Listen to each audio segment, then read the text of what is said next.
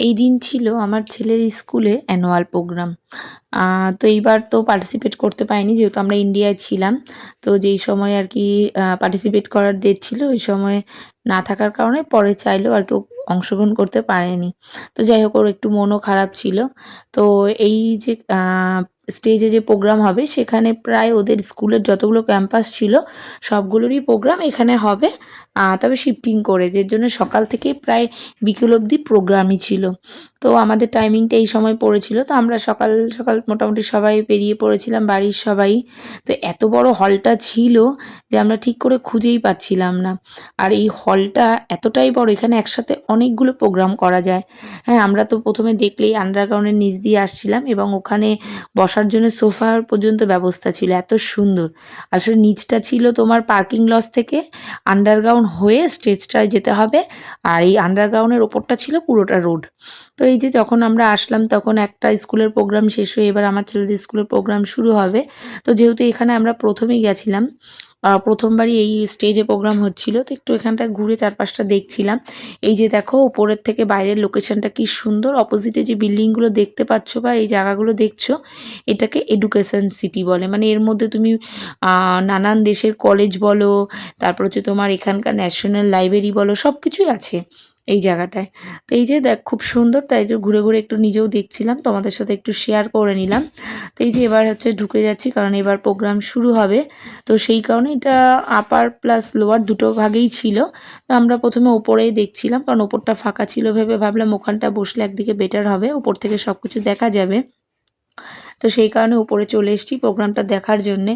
কিন্তু ঢুকেই দেখি স্টেজটা এত সুন্দর দেখো ডিজাইন করা, এই যে ওপরের যে ল্যাম্পগুলো রয়েছে বা ঝুলবাতি যেটাই বলো, খুব সুন্দর দেখো ডিজাইন, প্লাস সিট টিটগুলো তো সত্যি খুবই সুন্দর ছিল। তো ওখানে গিয়ে তারপর নিচে প্রোগ্রাম হচ্ছিল।